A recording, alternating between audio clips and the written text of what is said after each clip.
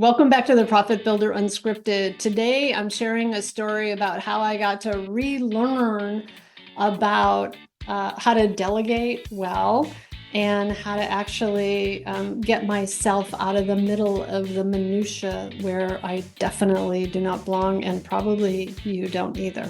All right, let's jump in. This week, I had the opportunity to learn again or learn more about how to actually delegate well, how to be a good leader, and how to actually empower my team to take ownership in more powerful ways.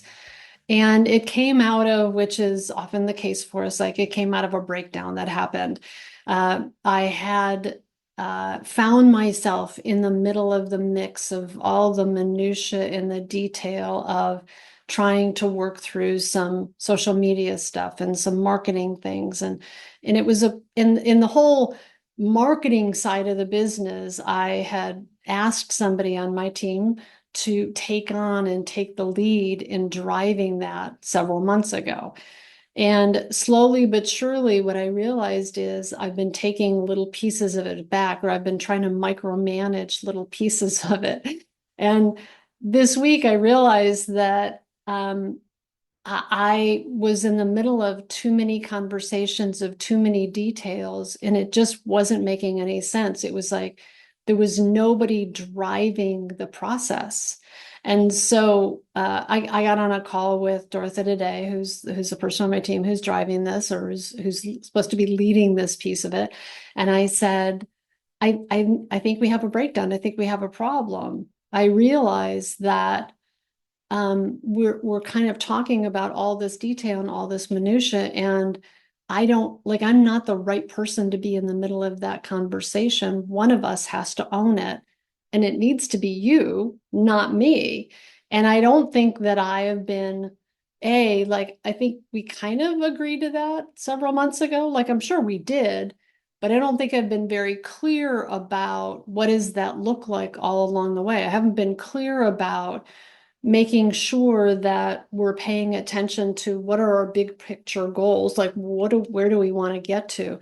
And is all of these initiatives that we're taking on, are they driving to reaching those goals, first of all? And then second of all, are you like, what's your plan? As opposed to me continuing to pick and ask different questions, which is what was happening, which then gets me into the mode of micromanaging, which then had her sort of shift from I'm driving the process to I'm responding to Vicky. Can you relate to any of this? Because it was just like all of a sudden I was like, this is not going the way I had planned. Like, why am I in the middle of this and why am I driving it? And I realized I had to own. And I said to her, I have been slowly but surely, like I ask all these questions and I kind of pull them into, but what about this? Well, what about this? Are you doing this? Are you doing that? And even though we have like a project board, we have a project plan, and I've been asking her I last week asked her to come up with deliverables with by when, but it wasn't like we were kind of missing this whole, like, really her taking it and coming up with a plan. It was more all these little pieces, which was creating overwhelming confusion for her. And so today when we were talking, I said, let's just put a pause in how we've been doing this. And let's just agree that I need to get out of the middle of it. Like, I know that you and I need to be in agreement and on the same page about what we want to do, but I need you to actually drive it and come up with a plan. So we agreed that there's a couple of steps that are going to happen. One is for her to really look at, if she's going to be focusing on the big picture things, the bigger project of what are we doing in terms of marketing, which covers a lot of territory. Does she need some support, some lower level support, doing some of the, minutia stuff that she's doing that doesn't really require her skills and talents? I said, secondly, then how about you just do like an entire data dump about what it is that you're doing, and then look at, all right, what are our goals? Because this is the other thing. Marketing is such a funny thing. It's such a slippery slope because there's all these things that we think we should be doing, right? We should have high SEO. We should be on social media. We should be doing videos. We should be doing, email marketing. We should, like, there's all these shoulds about what we should be doing. Even a couple weeks ago, she had come to me with this plan of, like, she goes, I have this whole social marketing plan thing that I think we can do in terms of like promoting, your client testimonials and telling people how amazing you are and all this good stuff that you've done, and sharing more information on social media. And at first I was like, oh, that's great, she's taken initiative. And then a couple days later, I was like, yeah, but is that the right thing for us to do? Which, even just asking that question started us on a journey of asking the question, for the sake of what are we doing it? So how often in our businesses do we either A, delegate something to somebody and then take it back, which is what I was starting to do little by little, and then B, that was I really clear with myself and with Dorotha about, for the sake of what are we doing any marketing or social media? Like, what are we trying to get? Like, what kind of customers, and what are we selling, right? And what's the offer? And is it really clear? And is the strategy, whatever the strategy is that we come up with to reach those ideal customers, is it the right strategy that is going to get us to the results that we want?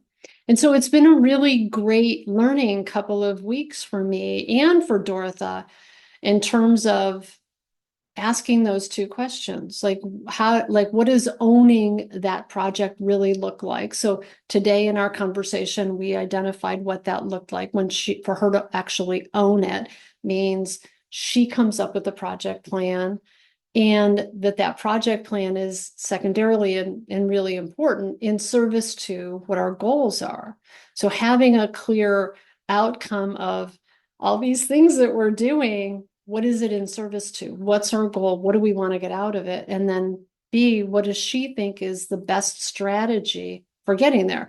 And it's kind of like a construction project. As I said, it's like you start with the end in mind and you work your way backwards. Before you build a project, you start with a blueprint or a schematic or some kind of a design that says, here's what we're building to, here's what we want to accomplish.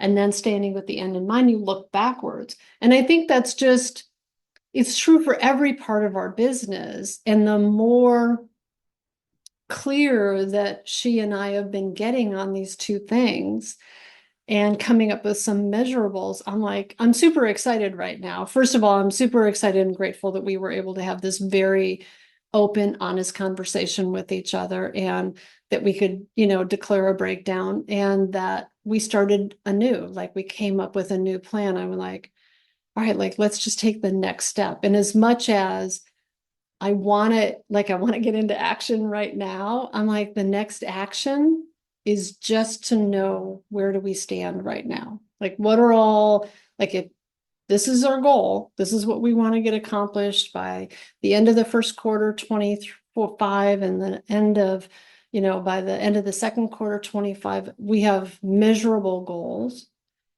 Then looking at that and going, how can we accomplish that? Like, what are the relationships we have? What's a smart strategy? And I said, instead of me figuring that out, I need you to come to me and tell me what you think is the right thing to do. And if you're not sure, then maybe we hire somebody else. Maybe we run that by someone else, but you drive it. And she was very excited. It's great. Because that was my first question. When I declared the breakdown, the first thing I said was, one of the important things I need to know from you is, you have the willingness and the desire and the capacity to do this, right? So I said, because that's going to be really important before we talk about strategy or anything else. Are you willing, and do you have the desire, and do you have the capacity? And once she said yes, I was like, okay, great.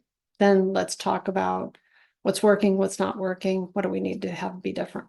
So I wanted to share that story with you because I just thought, maybe you could relate to it. Maybe you found yourself in this situation where you have given something away to somebody on your team because you're trying to grow your business, and then you took it back and you found yourself back in the middle of it like I did.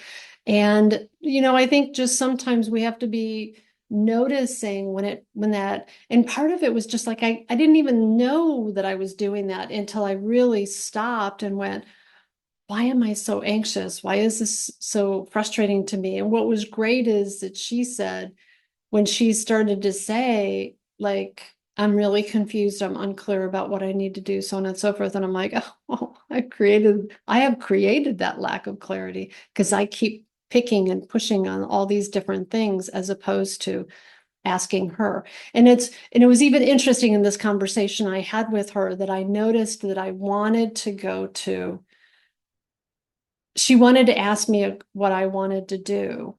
And I had to stop myself because my first response was I wanted to give her an answer.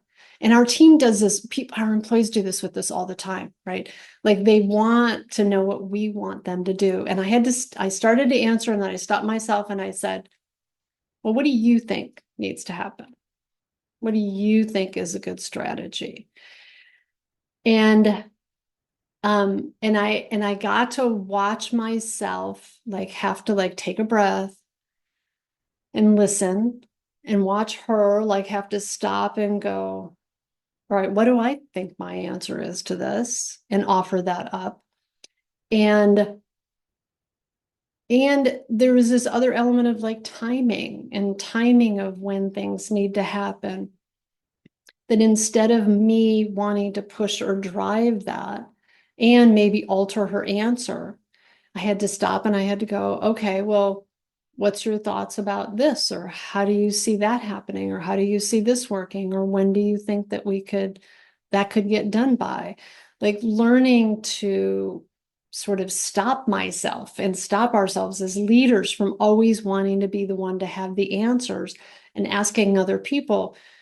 What I know is that it helps our team and it helps our employees build more confidence and strength. And the more confidence and strength they have, the more ability they have to take ownership and to really take on that higher level of responsibility that we're asking people to take on. So that's my learning for the week. I hope you found something to be useful and helpful for you in this.